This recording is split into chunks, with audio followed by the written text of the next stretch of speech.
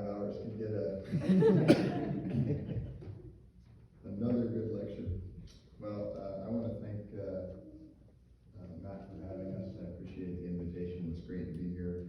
Certainly thank your session, and thank you folks who are here. It is wonderful to be here, and kind of humbling to have look out and see you all. I certainly expected for myself to see maybe 3 or 4, so it's good to have you here. Well, I have the fun lecture. I had to do something after Keith came up and gave the weird and popular draw lecture. So I had to do the fun one, and this is fun for me. I've really enjoyed Pilgrim's Progress over the years. So what I'm bringing to you now is something that I very much love. Let me begin by addressing some housekeeping items before we get into the paper itself. Though there are many good editions of Pilgrim's Progress, and if you asked me, I would tell you to buy from the Banner of Truth. But I would tell you to buy multiple books from the Banner of Truth. But anyway, I digress. I'm using the Penguin Classic edition of the Pilgrim's Progress, and I've done that for quite some time. And to be more specific, there are a couple of different editions. I'm using the Roger Cooley edition. There was a Roger Sharrock edition, but I'm using the Roger Cooley edition. And my reason for doing so is the same as that of Cooley himself. Cooley has published the last edition of the Pilgrim's Progress, published in Bunyan's lifetime. The 10th edition of the first part, and the second edition of the second part. And they were both then published in 1688, the year Bunyan died. And so second, my observations will only come from the first part of the Pilgrim's Progress. I realize there are plenty of riches to be found in the second part. For example, if you espouse the importance of covenantal theology for understanding your family, then you'll require the second part of the Progress. It's there, for instance, that Christiana, quote, had gotten admittance for herself and her boys, end quote, at the wicket gate. Nevertheless, my own sense is that the second part tinkers with the first part, and the two are not necessarily seamless. And so my observation, and you'll see that in the first part of the paper. And so my observations are going to come from the first part. I would also say this. When I say observations, what this paper is it's a distillation of a book I'm working on Pilgrim's Progress. And so some of this comes from, if not all of it comes from that work. I've titled this paper Lessons from the Pilgrim's Progress, and you're likely wondering the obvious. What sort of lessons? Am I referring to the literary lessons which C.S. Lewis spoke of in his essay titled, quote, The Vision of John Bunyan? There Lewis speaks quite positively of Bunyan's use of allegory, saying the tinker refused to, quote, allow the least confusion between the vehicle and its freight, end quote. Or maybe I'll disregard the literary lessons altogether and focus on the theology of the Progress, since most critics, even C.S. Lewis himself, found that to be somewhat repellent.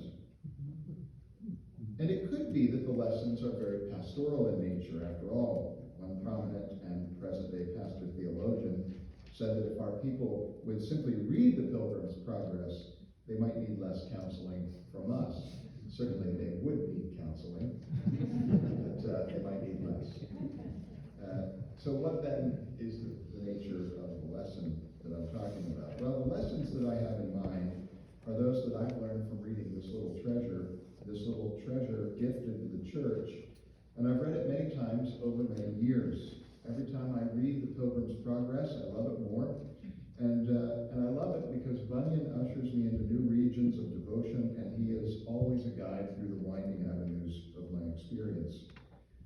And though the lessons will inevitably be of a literary, theological, and pastoral character, they are nonetheless lessons that I've learned from Bunyan's tale. Such an admission must be accompanied with a confession.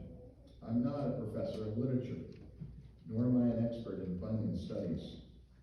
I am a reader who has read a distinctly Christian book with profit, and I have an interest in sharing the lessons that I've learned with you and with others so that they may be helped in the pilgrimage to the celestial city. And I'm confident that the Progress will help anybody who takes it in hand to read it. Well, let me get to the lessons. There are 5 lessons, and you have a handout that you can follow along with me.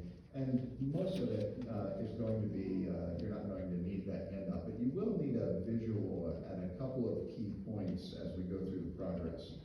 I'll point those out to you when we get there. I will say this first point that I'm going to deal with is going to be the most controversial point that we're going to encounter in tonight's lecture. It's one that I find thrilling. I think that I have a good argument. I'm willing to stand by it, unless you can push it down. And if you can push it down, I wish you'd do that tonight, so I can change it. But I'm pretty confident in where I stand with it, and so I hope at least it makes you think. So first, it's about the experience. Open the Pilgrim's Progress and you are immediately confronted with a question. When did Christian experience saving faith? Perhaps the most popular answer is upon his entering the wicket gate. There are 3 or 10 or 20 reasons. There are 3 reasons for arguing this way, typically. First, there are those who argue that Bunyan embraced and taught the doctrine of preparation. This doctrine contends that the unregenerate can take steps in preparation for conversion. Consequently, all that we read prior to entering the wicket gate is nothing but God graciously overcoming obstacles of mind and conscience in our poor beleaguered pilgrim prior to his conversion. In other words, he is preparing for conversion. Second, that second argument comes from part 2 of the Progress. In part 1, the keeper of the gate is a man by the name of Goodwill. However, when Christiana, Christian's wife, gains access to the gate, we discover that the keeper of the gate is no longer Goodwill, but is now Christ himself. A third argument, and a seemingly airtight one, is that in the marginal notes of part 2, Bunyan says that the gate is Christ. There are those, and I am among them, who believe that this is just one example. These arguments, the last 2, taken from part 2 of the Pilgrim's Progress, these are examples of the tinker tinkering with his own work and causing it to not be a seamless work. And I have problems with the tinkering, and so I'm going against the grain. I would challenge the prevailing notion on the basis of a close reading of Pilgrim's Progress, Part 1. My contention is that a more consistent reading of the text is that Christian became a Christian the moment he fled from the city of destruction. And if Bunyan meant to teach otherwise, he failed in his task. There are several lines of argumentation that I want to give under this first point. It's about the experience. And so we're still in that first point talking about the experience. And now we're going to talk about the arguments for my going against the grain, my contention that Christian became a Christian the moment he fled the city of destruction. The first and the most obvious, Christian's original name was not Christian, but Graceless, we are told later in the tale. However, instead of calling our pilgrim Graceless until he enters the wicket gate, Bunyan refers to Graceless as Christian immediately after leaving the city of destruction. One certainly wonders why Bunyan would attach this moniker so early if he did not yet consider graceless to be full of grace. It's a simple observation, but one that has to be answered. Second, we can discern an understanding of sin, an apprehension of mercy, and an endeavoring to new obedience, which is the traditional formula of repentance, in Christian's departure from the city of destruction. For example, that Christian had come to understand the odious nature of his sin is clear when he's speaking to his wife. He told her that from reading the book in his hand, he was, quote, for certain informed, end quote, of his imminent destruction. But when speaking to Pliable and Obstinate after his departure from the city of destruction, he said, quote, you dwell in the city of destruction, the place where I was born. I see it to be so, end quote. You see, the change is palpable. Cognition became conviction. Every man and woman and child who would come to Christ must learn this simple lesson. But not this lesson alone. Christian had also come to apprehend the mercy of God through the help of a pastor named Evangelist. Again, I want you to compare Christian's conversation with Pliable and Obstinate upon leaving the city. When Christian met these men, he did not tell them what he had told Evangelist. He had told Evangelist his fear of sinking, quote, lower than the grave, end quote. But Pliable and Obstinate caught up with Christian on his departure, and it was not fear for himself that he expressed, but fear for them. Fear that they, quote, would sink lower than the grave. No longer did he have that fear for himself. That fear was for Pliable and Obstinate. What he saw to be true of the city was no longer true of himself. He had set his heart upon new obedience and had set out to enjoy eternal and incorruptible inheritance that could only be found wherever that place was beyond the gate that he could barely see when Evangelist pointed him toward it. Third, there is a decided change in Christian's vocabulary. I hope you see that the arguments are mounting in their intensity and to some degree their complexity, at least literarily speaking. This third is a change in Christian's vocabulary. When we open the Pilgrim's Progress, we meet Pilgrim with a book in his hand. It's not just any old book, it's the Bible. But the references to the Bible in the opening pages are as striking as they are odd. For example, it's called, quote, a book in his hand, quote, the book, and again, quote, this book. What is so odd about those references? It's true that each mention puts the Bible's importance on full display, but the references feel somewhat distant. Notice once again, it's a book, the book, and this book. It is the book that communicates information to the pilgrim, that he might be for certain informed about the end of the city of destruction. But what it offers Christian in knowledge, it lacks, at least at this point, in intimacy. Then Christian met Evangelist, the preacher, and something changed. There is an adjustment in vocabulary regarding the book. For example, Christian identifies the book now as my book. Obstinate takes note of the intimacy between Christian and his book when he says, quote, away with your book, end quote. Again, a little later, when Christian calls the Bible, quote, my book, Pliable asks, quote, and do you think that the words of your book are certainly true, end quote. You see the differences. When he's moping around in the city of destruction, it's a book, and the book, and this book. But once he flees, now it's my book, And they, those men who flee the city of destruction in pursuit of him, recognize that it's his book.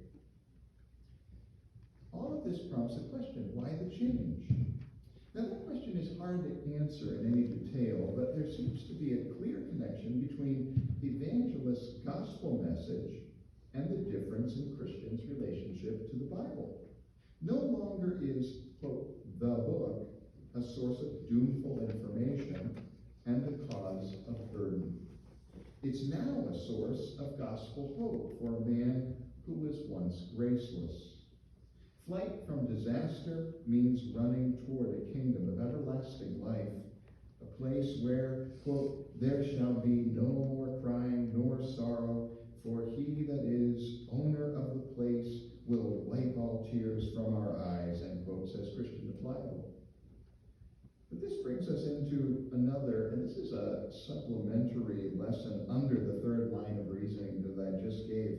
Christian reason, now this is wonderful stuff. Christian reason that if the words of this book are, quote, certainly true, then it was, quote, made by him who cannot lie.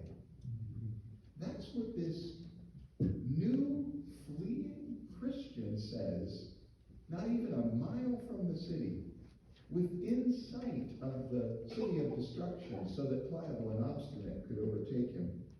Christian understood and embraced the fact that the trustworthy and true God is the primary author of this book, or should we say now, his book, which is most certainly true. If I can just take a minute to say what a simple and profound truth, and would that every Christian would reason so simply and yet so profoundly as Bunyan's Pilgrim. The fourth line of evidence confronts us. Confronts us in a really a most unlikely place. It's a little later in the book.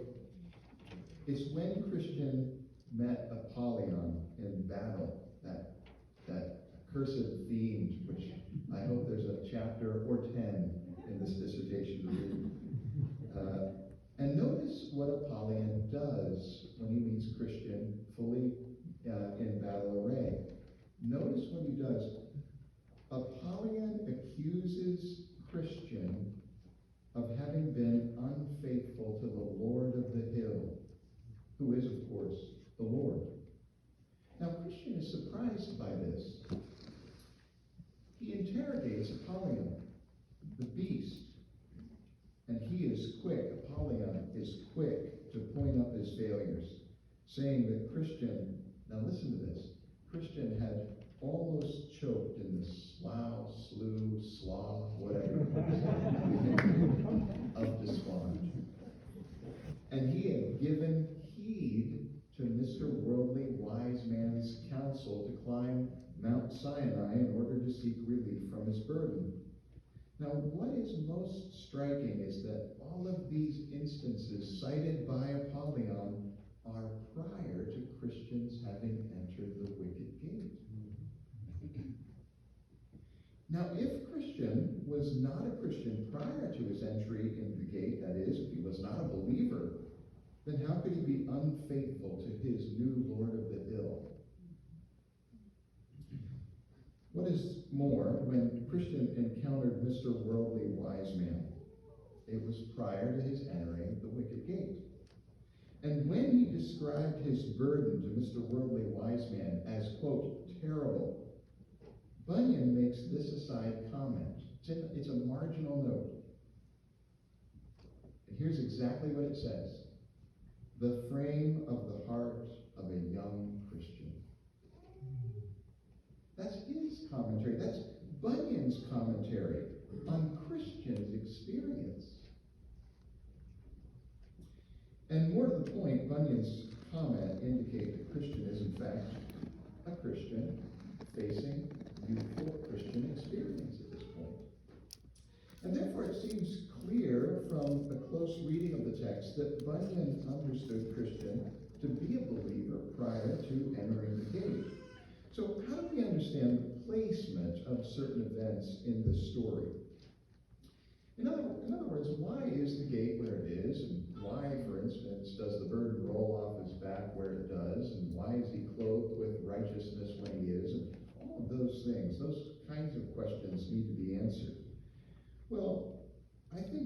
answer is that we have a tendency to read the Pilgrim's Progress looking for an Ordo Salutis, when that's not what Bunyan was doing. Bunyan was not writing an Ordo Salutis. He wasn't writing a systematic theology text. In other words, we don't open it up and find what we might find so systematically put forward in a Louis Berkhoff text. What Bunyan is writing about is Christian experience. He's not, and let me put it this way, he's writing as the omniscient narrator about a man's Christian experience. He's describing not what actually happens in terms of decree, but what happens in terms of experience. But there's another reason why things may be as they are, and more particularly, why the wicket gate is where it is. And I think in this next point, I'm going to give you a little bit of help in understanding how Bunyan thought about the wicket gate, what he thought about the wicket gate. When evangelists met with Bunyan on the slope of Sinai, that's an understatement, isn't it?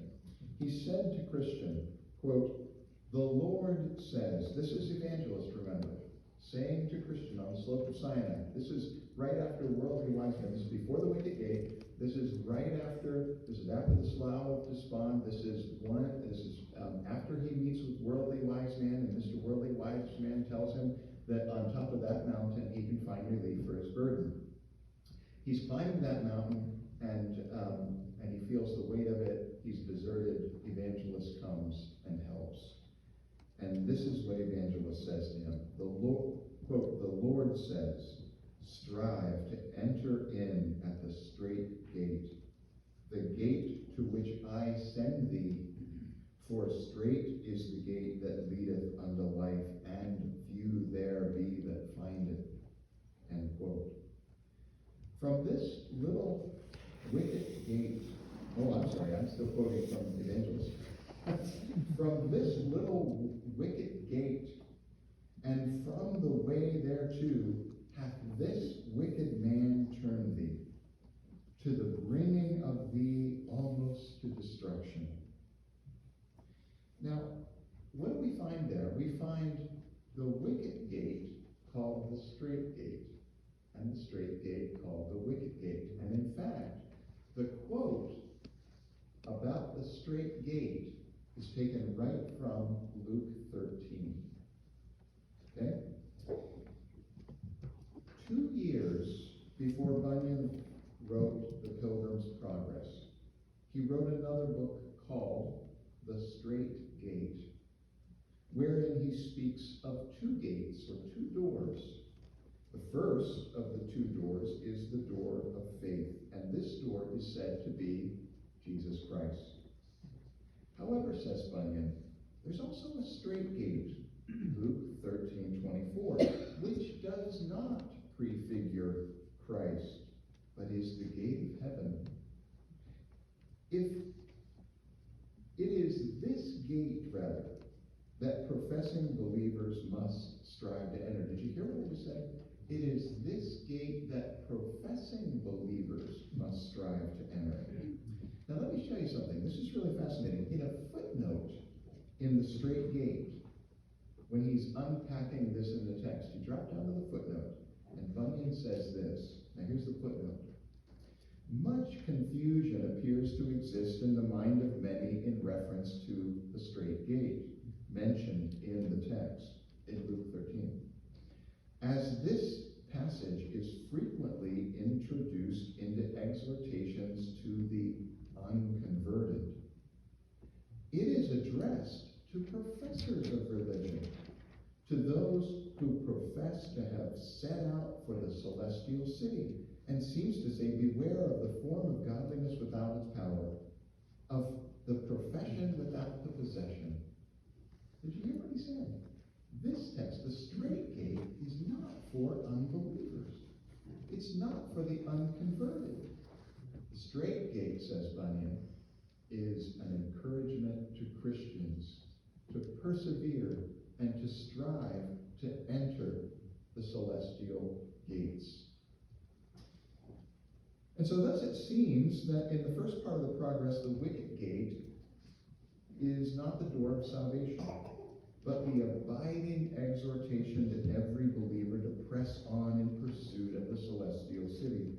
We might put it this way: because this is an exhortation to believers, this one found in Luke 13:24, Bunyan might have placed his wicket gate or his straight gate at any place along the path, or at every place along the path, because it's an exhortation to Christian and every other Christian pilgrim to keep on keeping on.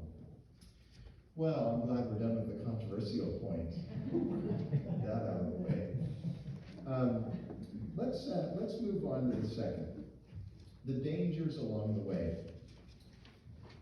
After a Christian's burden, and here's where you'll need it's Roman numeral 3 with your second point. Just keep that handy. It's a nice visual. After Christian's burden rolled away and he was given the robe, the scroll, and the mark on his forehead, he met with two different groups that can easily be classified. He met with some antinomians named simple, sloth, and presumption, but he also met with some legalists named formalist and hypocrisy. Both groups meet their end. The antinomians simply fell off to sleep, and near the hill of difficulty, the legalists stumbled and fell and rose no more, and were heard from no more.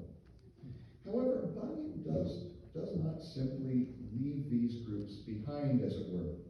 He uses them to teach us a lesson. Bunyan describes Christians' ascent of the hill of difficulty as, quote, he fell from running to going, and from going to clambering upon his hands and knees. Then, midway up the hill of difficulty, Christian found an arbor wherein to rest. Here Christian began to admire the coat and the scroll which had been given to him. With these things he pleased himself, and then fell asleep. The parallel is striking. Bunyan seems to be drawing us back to the antinomians and the legalists of the previous section, and you see that in a chiasm formula. Notice I have A, B, B, A. That's the chiasm, the inverted order of the A, B. So you have A, the antinomians fell asleep. B, the legalists stumbled and fell and rose no more. B prime, Christian fell from running to going and from going to clambering. And then A, Christian fell asleep. And so it seems to be that Bunyan is drawing down on what we learned about the antinomian and the legalist to expose us to the dangers that the Christian may face. Though antinomians like sloth and legalists like hypocrisy do meet their end, Christians face the same sort of temptations, and sometimes do stumble. Sometimes their faith does falter, but not fail. And so that's what Bunyan is teaching us here.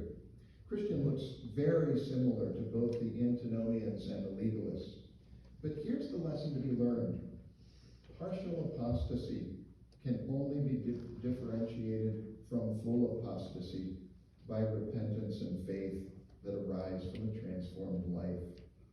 That is the very thing that we see in Christian's life. And therefore, vigilance is crucial to the Christian life.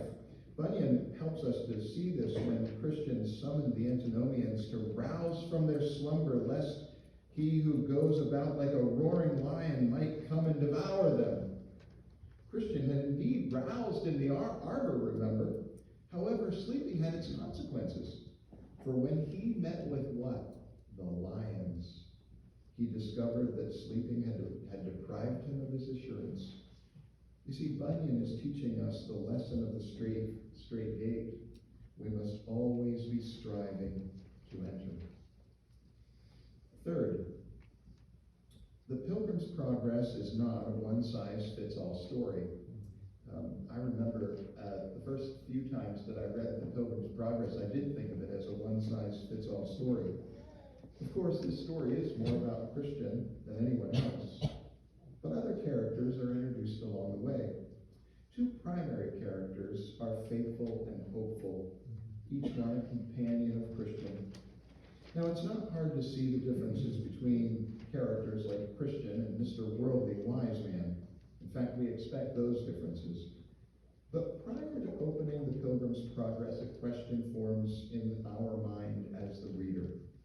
Has Bunyan crafted Christian to be a prototype of every believer? In other words, should every Christian life look like the one that Christian lived?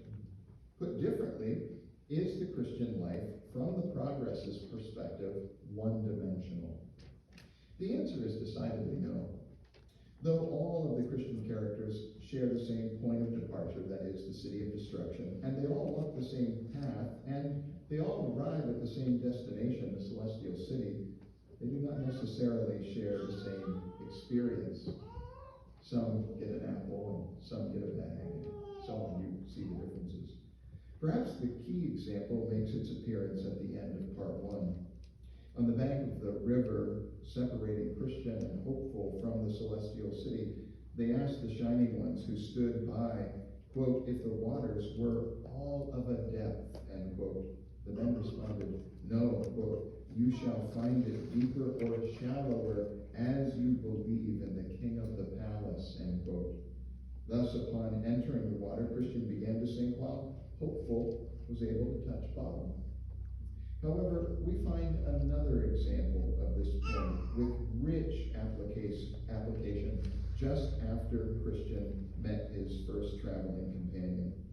When Christian departed from the house called Beautiful, he asked the porter if any other pilgrims had passed by. One had not stopped at the house, but did pass by it. When Christian asked Faithful if he had not seen the house called Beautiful, Faithful replied that he had, but, quote, because I had so much of the day before me, I passed by the porter and came down the hill, end quote. As part of their discussion, Christian discovered that Faithful had encountered temptations that he himself had not experienced.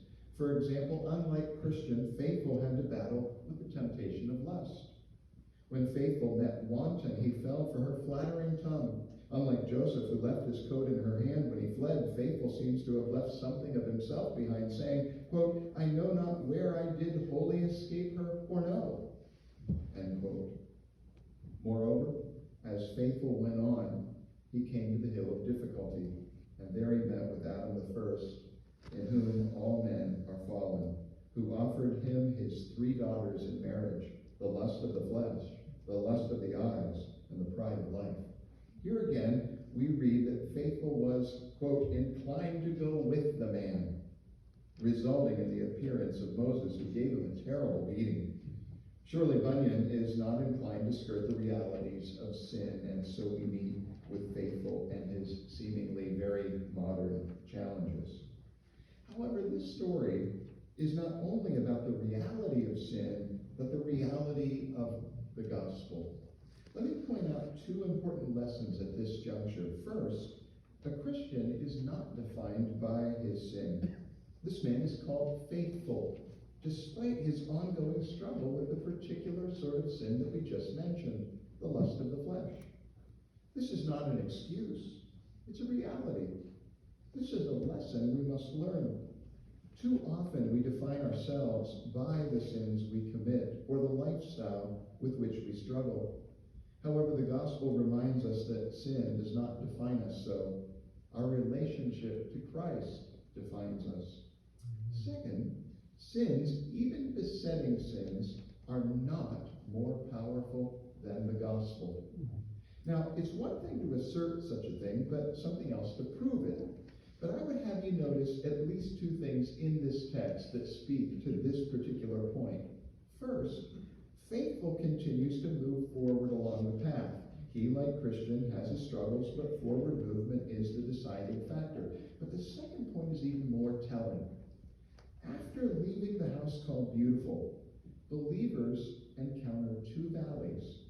The second valley, the valley of the shadow of death, was a place only navigable on a narrow path with mire on the one side and a ditch on the other.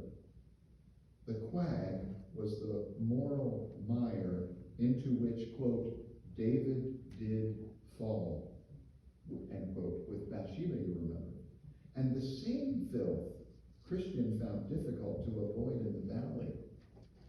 Here, Bunyan is speaking of the temptation of lust. This was Faithful's besetting sin, and apparently it had snagged Christian as well. However, when Christian questioned Faithful about his experience in the valleys, Faithful responds this way. This is so good. Listen to it. Quote, "For I had sunshine all the rest of the way through that, and also through the valley of the shadow of death." In other words, Faithful seems to have walked through the valley of the shadow of death with the moral quagmire into which David once fell on the one side and the moral ditch on the other, and he had sunshine, whereas Christian had darkness. Oh man, that's rich. And Bunyan is telling us something. Bunyan is saying, he's reminding his readers that the gospel exercises transformational power over the life of the Christian. God is good. Here, as elsewhere, Bunyan instructs us that often the differences in our Christian experience has more to do with, well, our experience. For example, one might go up the hill of difficulty and pass by the sleeping lions outside the house called Beautiful with relative ease, while another may lose his assurance and tremble at the lions despite their chains. The lesson Bunyan is teaching us is the one we learn from the interpreter's house. Christ is always throwing oil on the fire of our faith, while the evil one is attempting to extinguish that same fire. Thus, we must continually set our eyes upon him who has given us the oil of the Spirit, and so cry out, "Lord, increase our faith." The path is the same, but our experience is different. Christ is the same, but our faith is stronger or weaker. We possess every benefit in Christ, but our sense of what we possess is stronger or weaker based on our faith. I'm going to ask our moderator, I've reached 8:30 at this point. Keep going. All right. It's not my fault. I'm going to try to. It's going to 500 miles of here. That's a great one. Yeah, this is for you, 500 miles.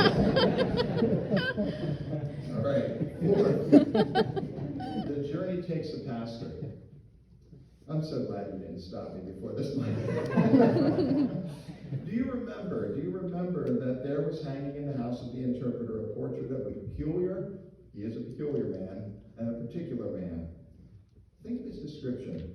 He is one of 1,000 who can beget children, whose eyes are lifted to heaven. The world is at his back. The best book is in his hand. Truth is on his lips, and a future reward belongs to him. Who is this man? He's a pastor, and he is crucial for the Christian's progress. In fact, according to the interpreter, the pastor is the only man that the Lord has authorized to be Christian's guide. We Presbyterians might say a session guide.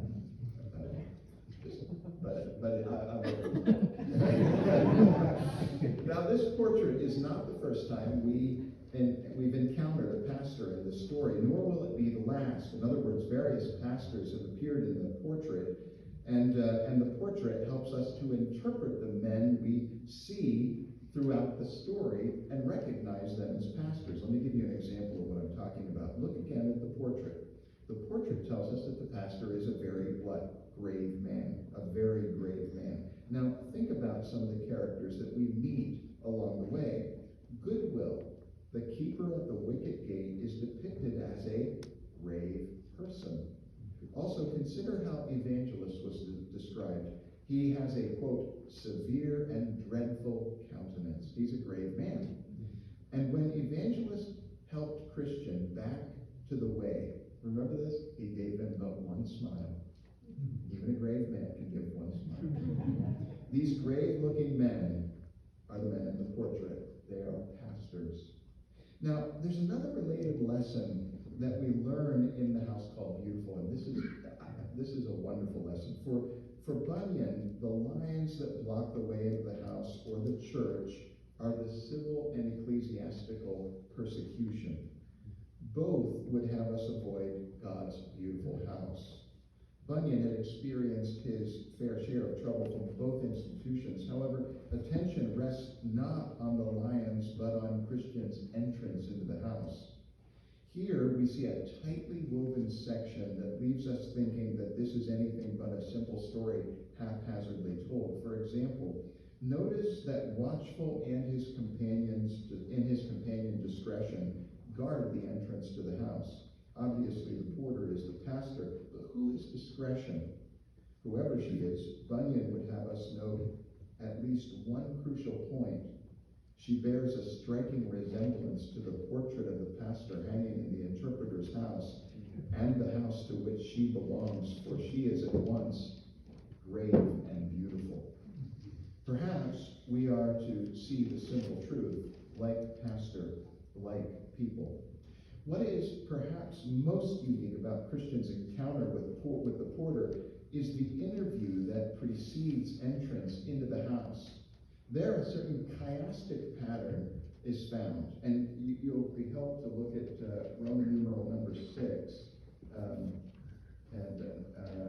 I think I put that under the wrong head, but that's where we are. The need for companionship falls there, but I should have it up under the 4th point. Notice that in A and A prime, the porter states that the house was built by the Lord of the hill. A prime, Christian perceives that the house was built by the Lord of the hill.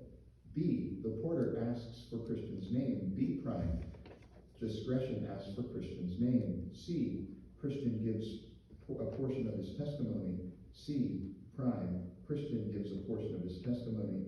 D, the porter speaks of, quote, the rules of the house. D prime, the porter speaks of the law of the house. And then what is in E? Notice, discretion appears, who is both grave and beautiful.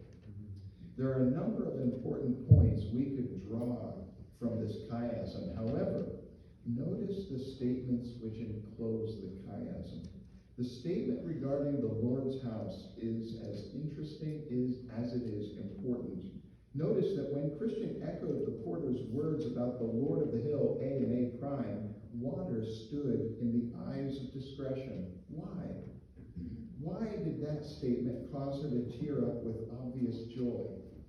Well, think about the meaning of the name discretion. The word means to perceive or to distinguish. And so it seems that Bunyan is telling us something wonderful. When a believer meets other believers, there is reciprocal recognition. Christian perceives what the house is, and discretion perceives what Christian is. And that discretion is nurtured by good leadership under pastors. 5th, the need for Christian companionship. Before dinner, some from the house gathered to speak to Christian, not to decide if he were in fact what he claimed to be, for that had already been determined, but for the improvement of the time. Thus the reader is introduced to 3 ladies whose names are Piety, Prudence, and Charity. For Bunyan, these ideas pierce the heart of what is important in the Christian life. Here we find a discussion about a break with the past, wisdom for the future, and a love for all in the present moment. This notion of past, present, and future is an important perspective for any pilgrim traveling the narrow way.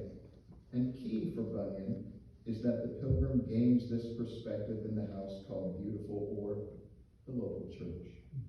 The first conversation is between Piety and Christian. Piety is from the Latin word pietatem, meaning dutiful behavior, or getting to the heart of the matter, a sense of loyalty. Thus, Piety asks questions like, what moved you at first to betake yourself to the pilgrim's life? And, quote, but how did it happen that you came out of your country this way? You see, she is asking about his departure from the city of destruction in light of his present pursuit of the celestial city. She is anxious to hear about his past, and especially his breach with all that is lacking in true piety. The second conversation that Christian has is with Prudence. The Latin prudentia can mean foreseeing or foresight. Bunyan is not suggesting that Prudence is a prophetess, no, but he is telling us that gospel wisdom has a way of seeing ahead of the present moment, seeing beyond the present moment. Thus the future in view, and so Prudence asks Christian, quote, what is it that makes you so desirous to go to Mount Zion? She's asking Christian about the way forward. The third and final conversation is between Christian and Charity, and of course Charity is the highest expression of Christian love in the present moment. It is the gift of a cold cup of water, which is always accompanied by the gospel. Charity inquires as to Christian's family. Why are they not with him? Did he not seek to persuade them to come? And thus we should expect the question asked by Charity, though it feels even to us like a knife in the heart. Quote, but did you not with your vain life damp all that you might by words used by way of persuasion to bring them away with you? In other words, didn't you extinguish with your very life all that you said with your mouth? She reminds Christian and the reader that our love must be more than words. Some professing believers seem preoccupied with their past lives. Some revel in the past. Still others have such an eye to the future that they give no heed to present ministry opportunities that surround them. Bunyan reminds us that while we have a past and look forward to a future life, we must live lively in the present. Each and every moment is an opportunity to be charitable. To put it differently, we must demonstrate a Christ-like love to all we encounter, especially those who are of the house. However, the greatest lesson of all is that the believer needs Christian fellowship, and that need becomes all too apparent once Christian leaves the house called Beautiful. Upon leaving the house, Christian descends into the two valleys. The first is the valley of humiliation, wherein he encountered Apollyon. Now the reader expects to witness a fight of the most brutal sort, and that's exactly what we see. The reader gets that very thing. It was such that, quote, no man can imagine, end quote. That was the kind of battle. But the portrayal of the battle is relatively short in comparison to the whole encounter. Thus the reader cannot help but think that the battle is really the culmination of the true point of comparison, which is the conversation that takes place between Apollyon and Christian. Have you noticed that the dialogue between Christian and Apollyon makes up the bulk of the meeting? They're talking, and their dialogue was full of snares for Christian. But having escaped the first valley and the battle with Apollyon, Christian entered the second valley, the valley of the shadow of death. And here the challenge was quite different from the first valley. Here there was no one to talk to, not even Apollyon. In fact, he was alone and confounded. Bunyan writes this, quote, Christian was so confounded that he did not know his own voice, quote, end quote, which proved to be a problem. Thus, while in the infernal valley, quote, one of the wicked ones got behind him and whisperingly suggested many grievous blasphemies to him, which he thought proceeded from his own mind, end quote. He did not have the discretion to stop his ears from listening. In other words, his mind would not stop. It was a terrible cycle from which he could not escape. So you see how the first valley has him talking to Apollyon, the second valley has him not even being able to discern his own voice. The lesson is pressed home for us. We must have Christian fellowship. However, in our sinfulness, we will always be apt to destroy the blessing of it. Do you remember that while in the second valley, Christian heard the voice of faithful, and he was so overjoyed that he could barely wait to see the man who he heard reciting Psalm 23? Emerging from the valley, the land descends that pilgrims might see ahead, and that's when Christian spied the man to whom the voice belonged. And he called out, "Oh, stay, and I will be your companion." But the man was fleeing something he described as the avenger of blood, and he would not wait.